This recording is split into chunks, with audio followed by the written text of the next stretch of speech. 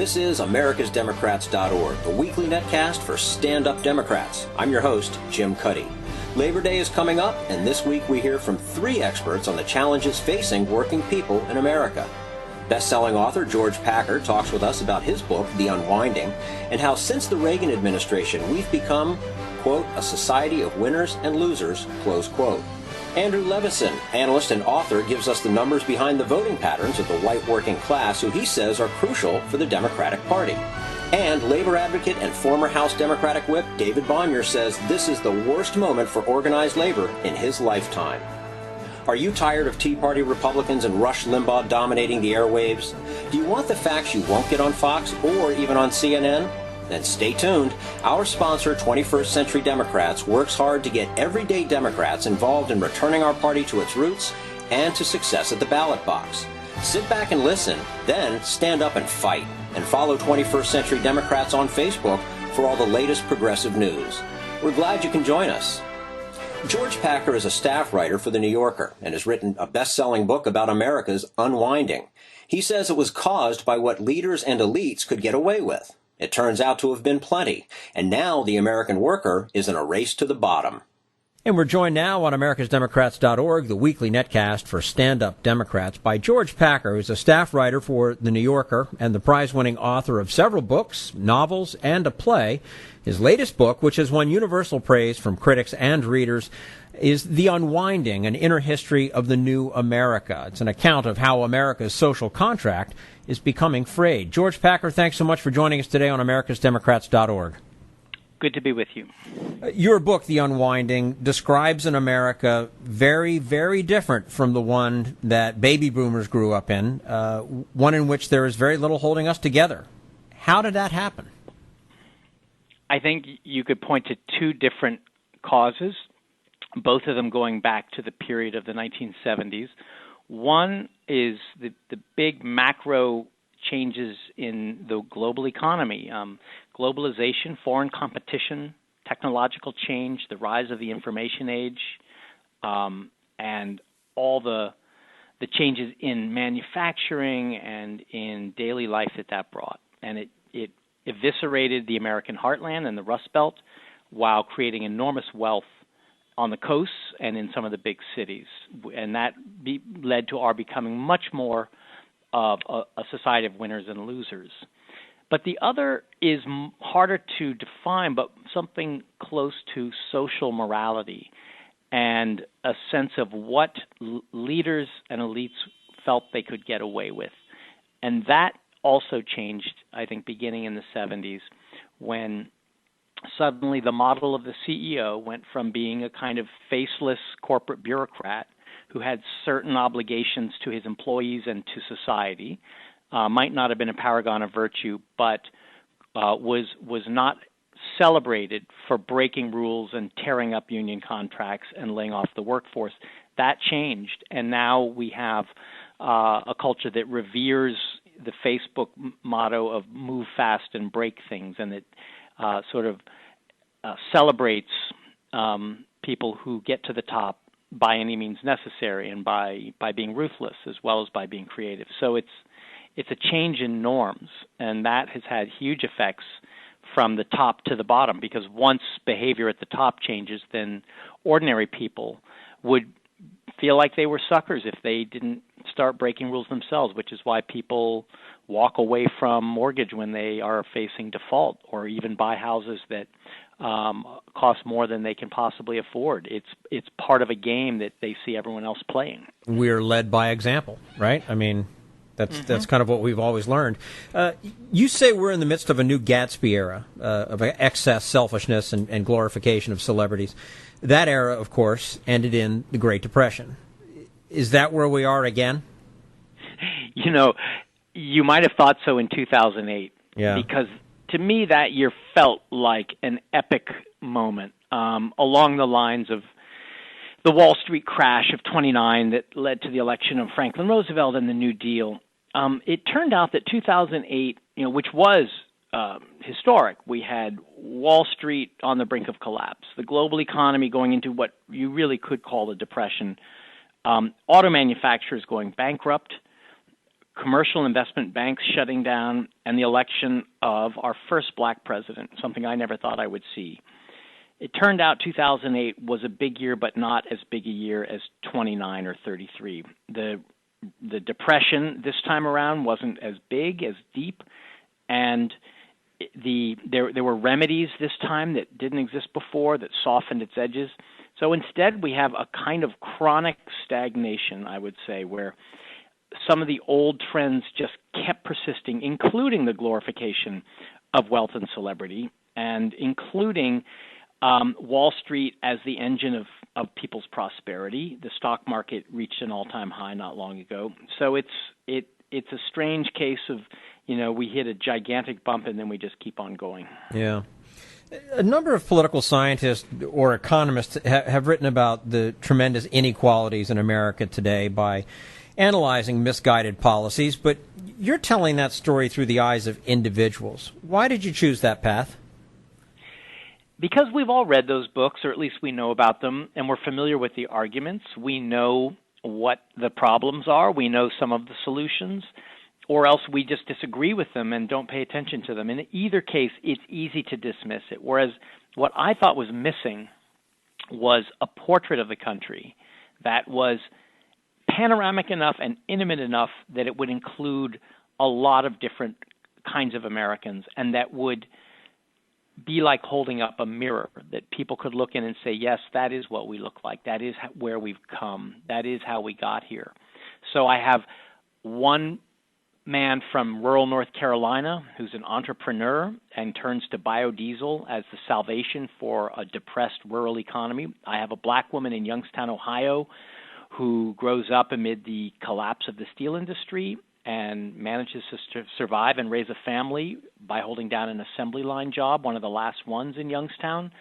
I have Peter Thiel, who's a Silicon Valley billionaire who represents the rise of the information age as a source of ideas and wealth. And there's Jeff Connaughton, who's a Washington insider who kind of oscillates from being an idealistic government worker, an aide to Senator Biden in the 80s, to being a lobbyist who makes a lot of money in the private sector and then comes back into government when he has sort of a crisis of conscience and wants to try to make Wall Street pay for what he's seen it do via, its influence over Washington. So there's all these different characters from different regions, some of them obscure, some of them famous, some of the regions are powerful, others are forgotten, and I think altogether, as you move through the history of this generation from the late 70s to the present, it creates a single narrative portrait of the country. We're speaking with George Packer, staff writer for The New Yorker and the author of The Unwinding, an inner history of the new America, here today on americasdemocrats.org. One of the central observations you make is that entire communities have disappeared. So what are the causes of that? I mean, real estate speculation, the decline of the Rust Belt, or is it something about the way we choose to live? Is it all of the above? I think it began with these economic changes that we first saw in the 70s. The oil shock, inflation, globalization, and foreign competition, which eliminated, among other things, the big steel mills. It really hurt American manufacturing. The information age was both an alternative and a new source of wealth and of a new kind of living, but also it took jobs away. And with each cycle, each business cycle, and we've been through so many booms and busts the past generation, from a 50-year period of relative stability, we've gone into a series of financial crises and bubbles bursting, credit, stocks, emerging markets, tech, housing, as if we don't have a solid foundation now that we've gotten rid of our manufacturing base. There is no sort of reliable engine for broad growth, and instead we're chasing these rather chimerical fantasies of wealth that we find on Wall Street and in Silicon Valley, and none of them is particularly durable or widespread. So over the course of this generation, town after town has seen its main street hollowed out, turned into a ghost town. When I was traveling around North Carolina with Dean Price in his home area, you just saw these shuttered shops, and it was normal. It wasn't a picture of anything extraordinary. It was the way life has become in parts of rural America. And meanwhile, Walmart, the big box store up on the highway, is sucking up all the economic activity and sending it out of the community. So this model, it turns us into consumers rather than producers, and doesn't create a solid basis for a middle class.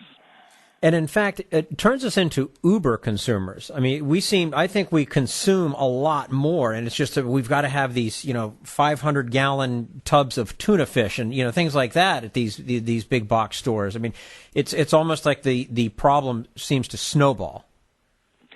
Yeah, among the celebrities I profile in the book is Sam Walton, the founder of Walmart, who looked at one way and during his lifetime was seen as a great American success story, from nowhere in the heartland, creating this company in Bentonville, Arkansas, that became the world's largest retail company.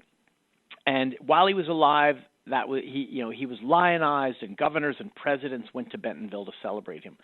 As soon as he died, the media began to look at Walmart in a new way, and it was essentially as a rapacious company whose growth depended on laying waste to the small-scale competition in all these towns around Arkansas and Oklahoma and Texas and Tennessee, and creating a race to the bottom where prices were dropped so low that American manufacturers could no longer meet Walmart's demands and had to ship them overseas. And so we made a choice, and this was not just a blind economic trend. It was a choice of both CEOs and also of policy that we would give breaks to and encourage stores like Walmart to get bigger and bigger, and allow them to eat up all these little stores and to drive manufacturing overseas without seeing what that was going to do to middle-class life. I mean, if we had known in 1978 what towns across the middle of the country were going to look like, would we have been so ready to throw out that social contract that you mentioned at the start of the show? In a recent New Yorker article, you revealed that progressive, pro-Obama, high-tech executives began attacking the president to give cover to right-wing politicians like Lindsey Graham. What's the rationale for that? There's a new organization called Forward.us, which is Mark Zuckerberg was the main force behind it. It's a pro-immigration reform advocacy group out in Silicon Valley. And I think it represents a positive step, which is to say these tech companies sort of stepping up to the scale that they actually occupy and accepting some responsibility for politics and for social issues. But they decided to play the Washington game in the most old-fashioned, non-innovative way, which was to say they paid for advertisements in the districts of senators and congressmen where immigration reform was unpopular, and instead of creating a positive message about immigration reform, they instead gave cover to these politicians by going after Obamacare, by going after Keystone, environmentalism and the Keystone Pipeline and things like that. And it created a backlash in Silicon Valley, and suddenly there was a sense of, oh my God, is this what it means to get involved in politics? Maybe we don't want anything to do with it. We want to just go back to the splendid isolation of making sleek smartphones. Okay. George Packer, staff writer for The New Yorker. His latest book, The Unwinding, An Inner History of the New America, joining us today on americasdemocrats.org. George, thank you so much for your time. We appreciate it and hope to talk to you again soon. My pleasure. Thank you. And this is americasdemocrats.org, the weekly netcast for stand-up Democrats.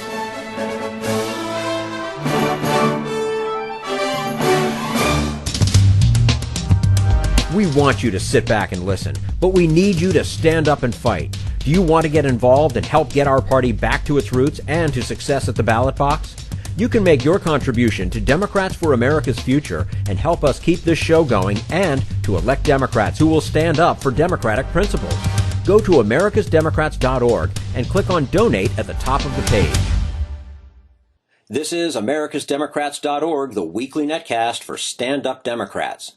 With Labor Day approaching, analyst and author Andrew Levison gives us the numbers behind the voting patterns of the white working class, who he says are crucial for the Democratic Party.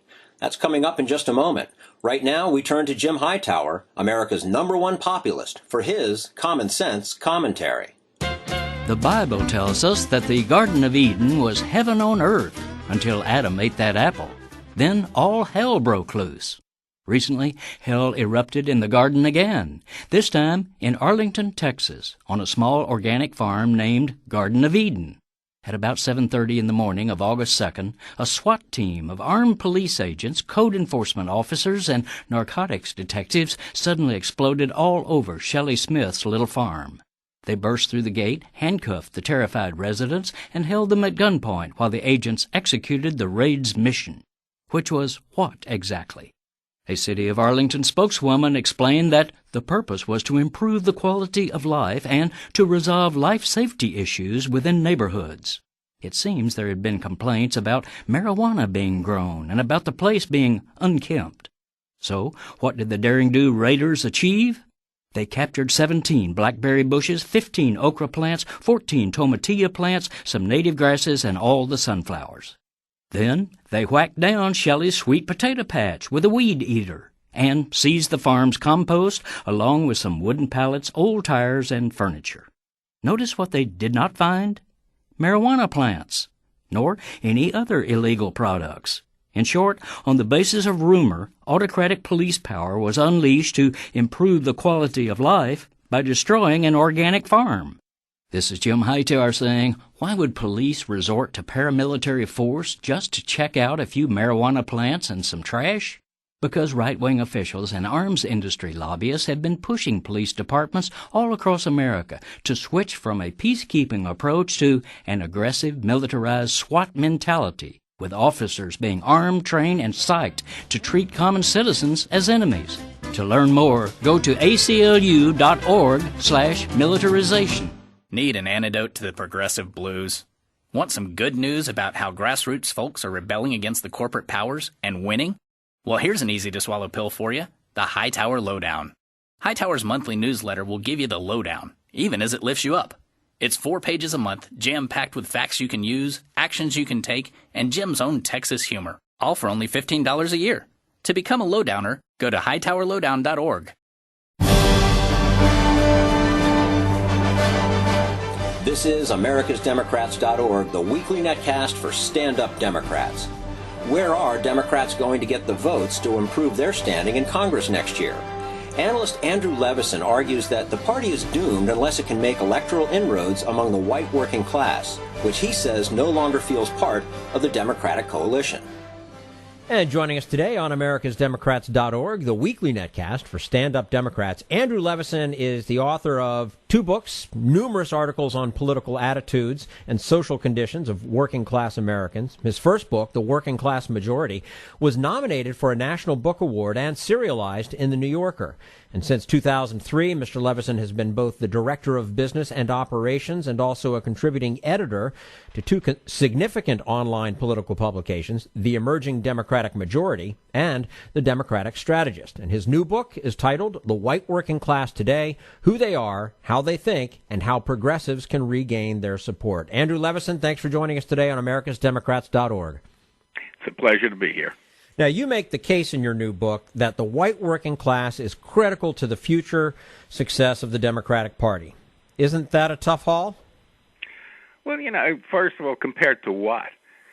Getting higher percentages of some of the new Democratic coalition groups, like minorities, you're really pushing the limits on some of these.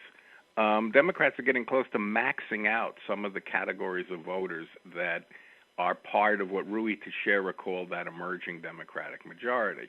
And if you go over to the American Progress website and read his analyses, that's what he's saying. He's saying we're reaching a point where we really can't keep getting higher and higher percentages of those categories. We've got to reach out. We've got to reach out to people who currently vote Republican.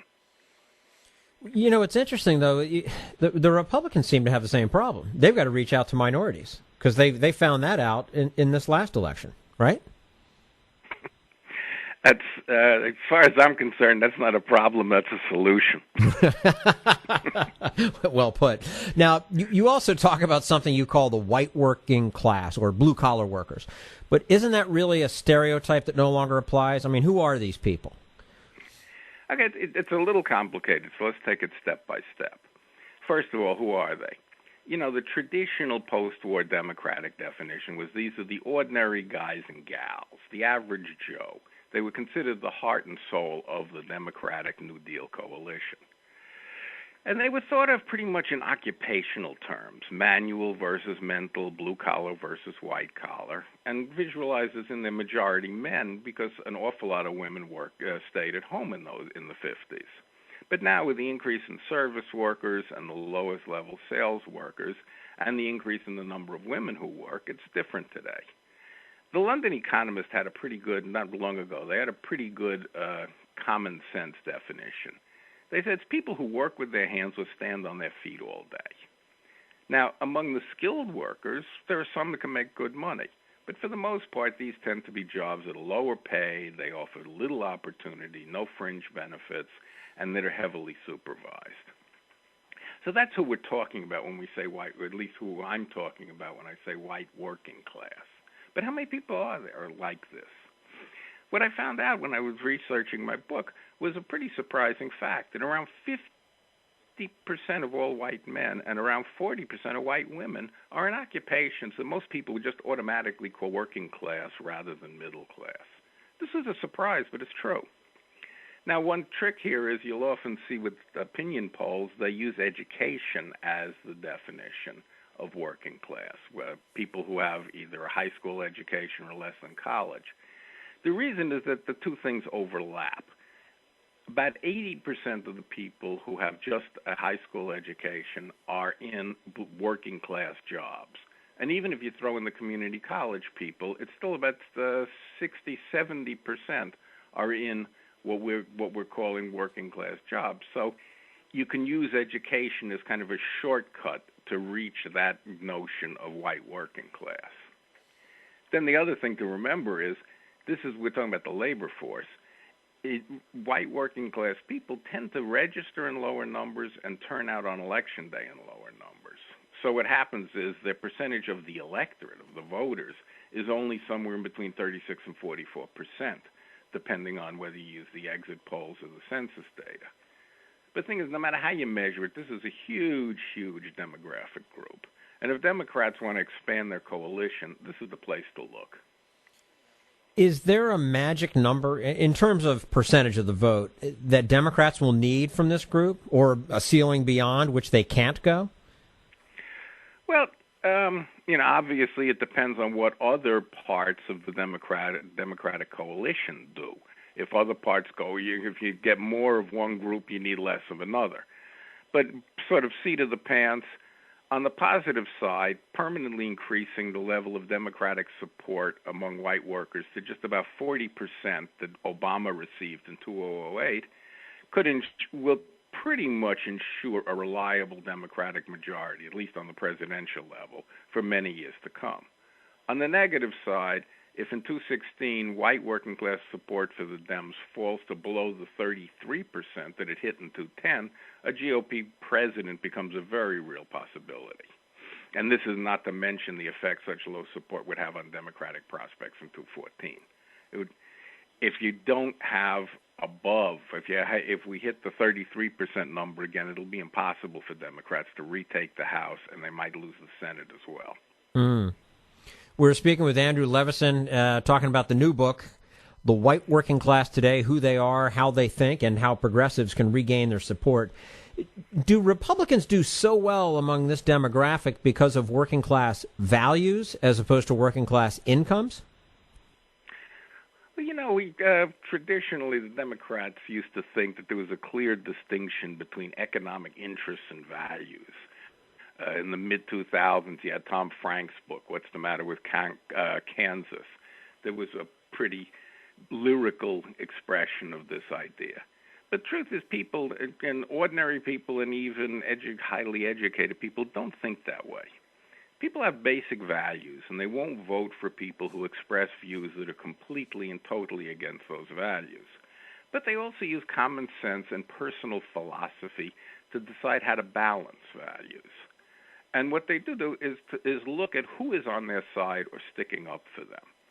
It's the balance between those two things that decides who they vote for. Mm-hmm.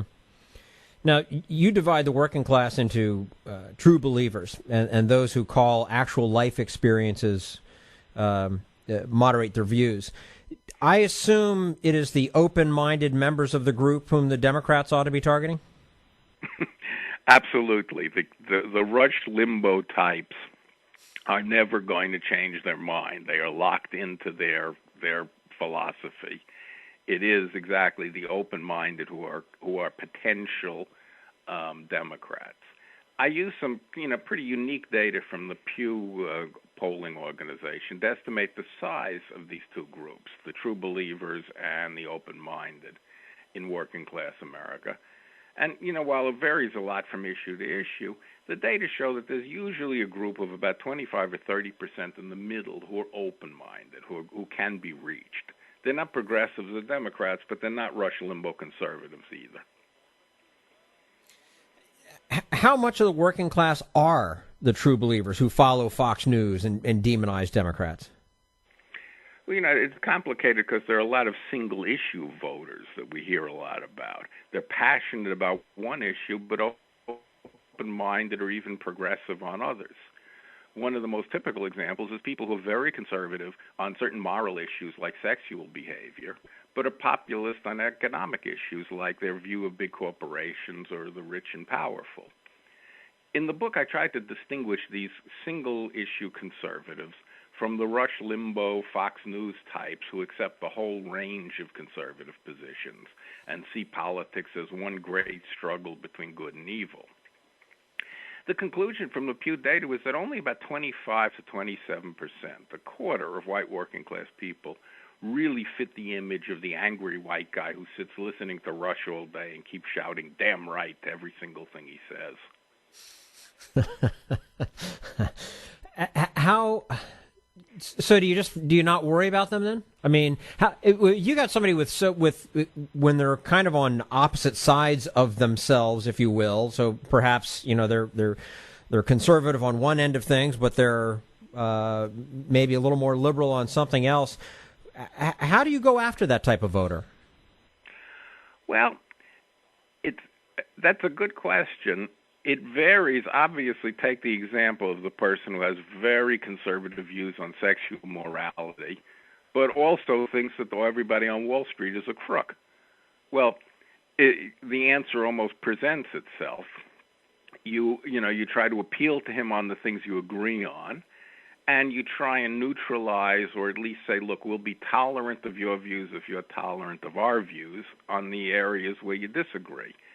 But looking across the data, the point is there are an awful lot in Working America, the community affiliate of the AFL-CIO. They go out and they knock on doors and talk to people. And what they find is once you engage people sincerely in a conversation, some of that rigidity goes away. The same guy who sits and screams at the television set all day will show more flexibility when he's sitting on his couch talking to another human being. I don't know if I want to sit on that guy's couch. All right. Yeah, but again, the basic answer is no, you don't try to convert people who are so deeply enmeshed in a Republican philosophy. You look for the people who are open-minded. Yeah. Now, before we let you go, Andrew, what are some of the message frames that Democrats need to pitch toward the white working class? One of Democrats' problems is we tend to think programs, and get a little bit tunnel vision on that. The frustration we always find is Democrats will come up with a program that is objectively beneficial. It provides benefits to working class people, but they don't trust us. They don't trust the Democrats that the program is any good. The problem is that white working class voters don't feel they have any role or status within the Democratic coalition. or the community, not since the early 70s. Because of this, they don't feel any ownership or any control over those programs' operation. And they don't trust their design. That's why myths like the famous death panels can gain traction. So the long-term solution can't just be a package of traditional programs and policies. It has to be based on rebuilding grassroots democratic political organizations. Modern, really sort of modernized and more genuinely participatory versions of the old democratic machines that were really down to the neighborhood and block level. Community organizations like this would have to go out and win the trust and the support of working class voters by engaging in door-to-door organizing, by grooming and promoting authentic grassroots candidates for local and state office, and building caucuses and interest groups within the Democratic coalition that culturally traditionalist but not conservative people will feel comfortable being a part of. So yes, programs and policies are important, but white working class voters are only going to trust those policies when they trust the political party that designed them. Okay. The book is titled The White Working Class Today, Who They Are, How They Think, and How Progressives Can Regain Their Support. Andrew Levison, thank you so much for joining us today on americasdemocrats.org. We look forward to speaking with you again soon. It was a pleasure to be here. And this is americasdemocrats.org, the weekly netcast for stand-up Democrats.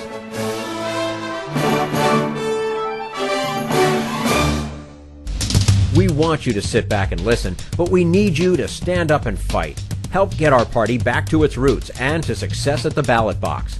Make your contribution to Democrats for America's Future to keep this show on the air and help elect stand-up Democrats. Go to americasdemocrats.org and click on Donate at the top of the page.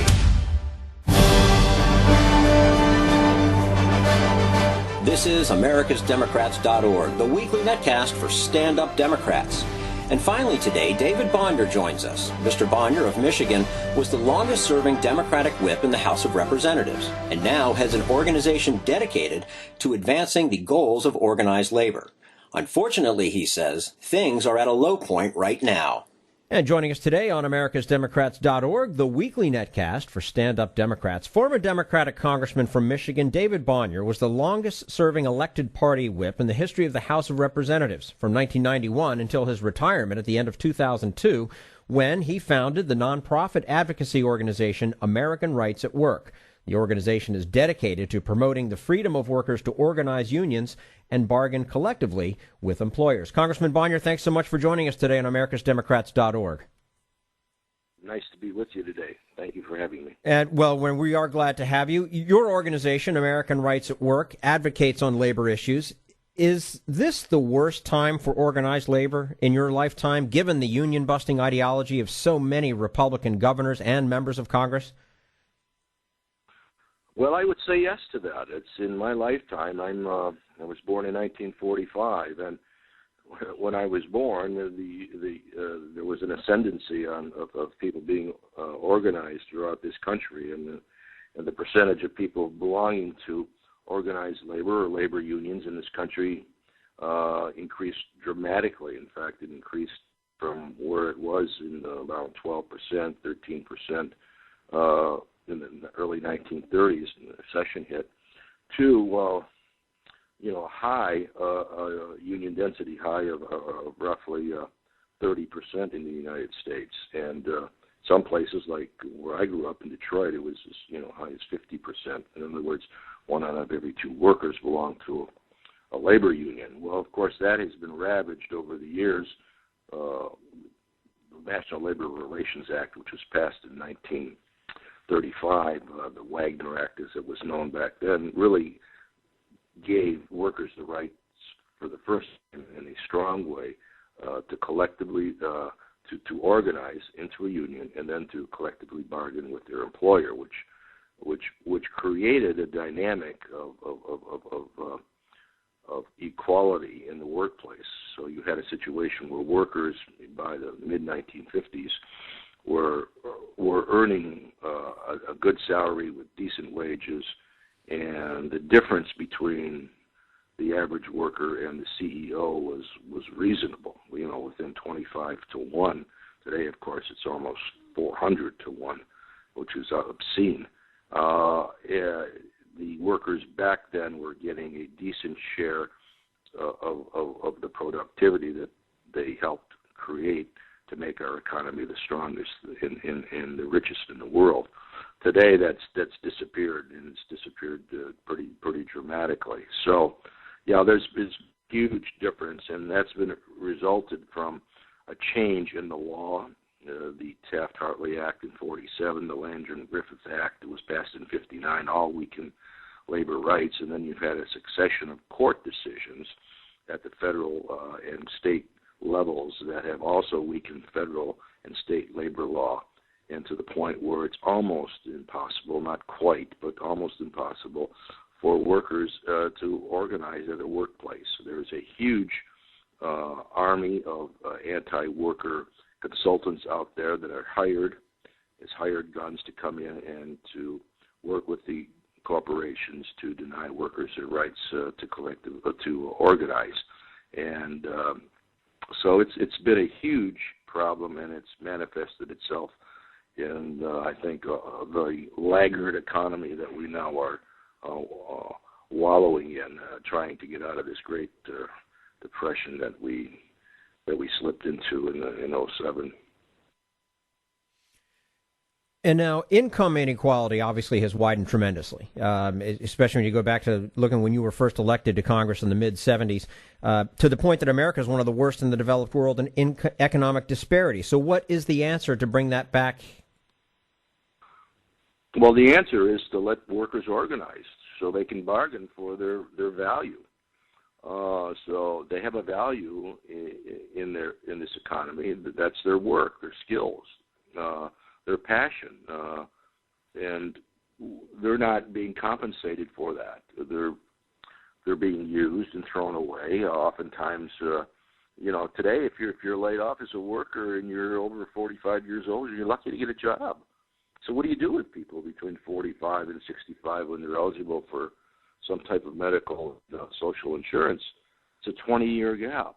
And we haven't, we really have a serious problem in our society with discarding of workers, with using up workers, and then before they're eligible to join a union or before a union vote is taken, then they are let go, and then, of course, that same cycle is repeated, and you don't have the representation for workers in that work unit because of these manipulations.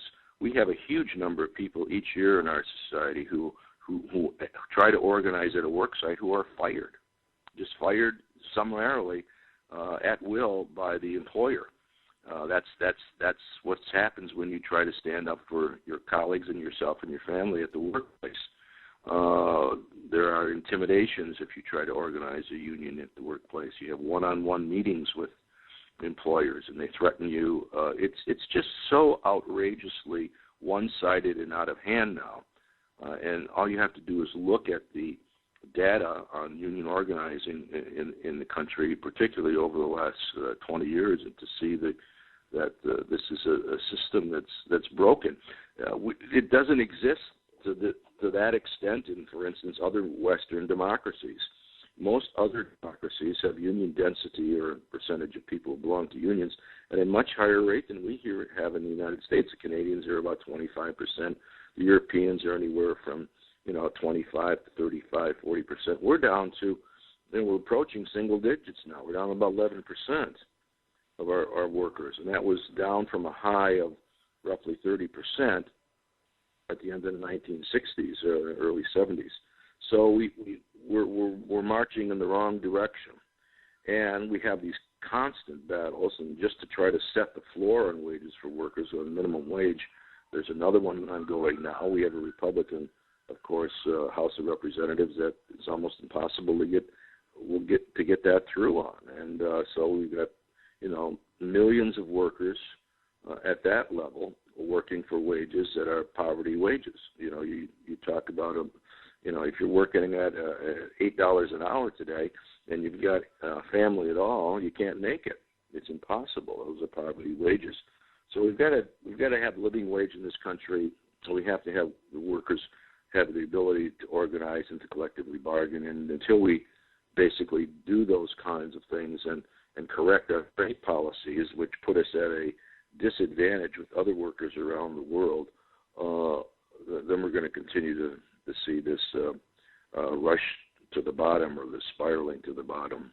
We're speaking with former Michigan Congressman David Bonior, also the founder of the nonprofit advocacy organization American Rights at Work. So how high should the minimum wage go, both in terms of what would actually stimulate the economy and reduce inequality, and in terms of what's politically feasible?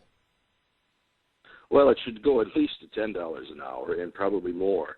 I mean, if you look at what it should go to, how it's lost its value over the decades, it probably should be up to, $14 an hour. But that's probably not going to happen realistically and politically. So, there's a struggle now to get to 9 or 10,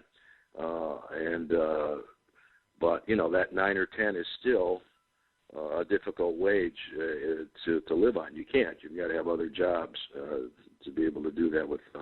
If you've got a wife and a child, or a husband and a child, and you're trying to make it on that amount of money.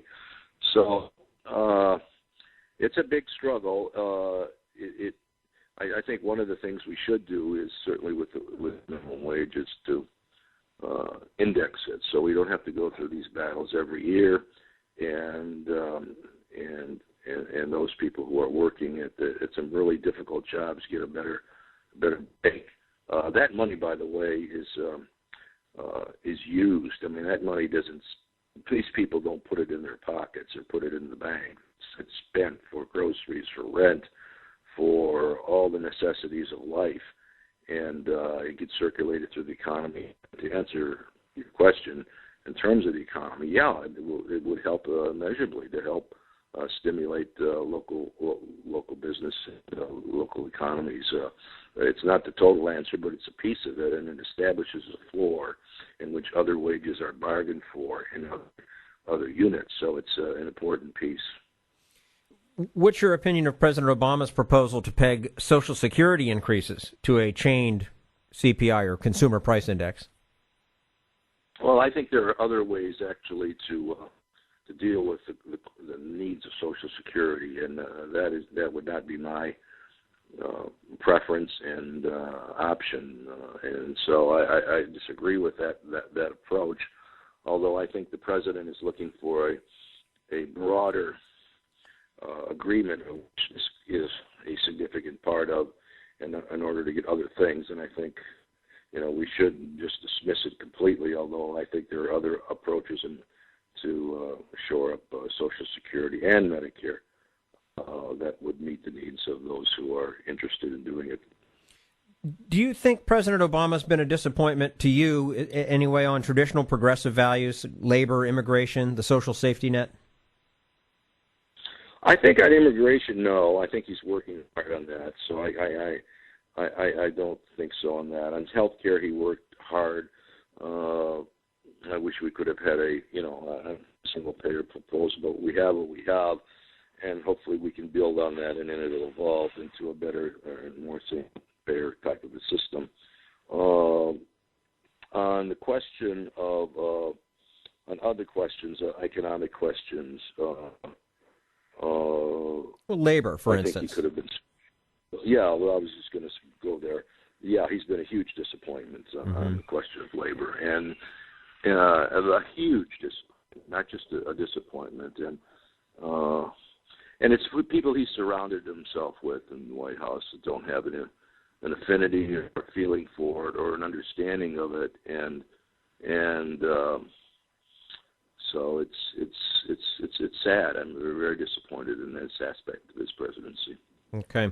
Former Democratic Congressman from Michigan, David Bonior, also the founder of the nonprofit advocacy organization American Rights at Work. Thank you so much for joining us today, Congressman, on americasdemocrats.org. We look forward to speaking with you again soon. Pleasure. All the best to you. Thanks for all your good work as well. And to you too. Thank you. This is americasdemocrats.org, the weekly netcast for Stand Up Democrats. That's all for americasdemocrats.org. Thank you to all who made today's show possible: George Packer, Andrew Levison, and David Bonior. And thank you for listening. If you liked what you heard, please get involved in our efforts to keep this show going and to elect Democrats who are bringing the party back to its roots. Go to americasdemocrats.org and click on Donate at the top of the page. And be sure to find 21st Century Democrats on Facebook. For americasdemocrats.org, I'm your host, Jim Cuddy.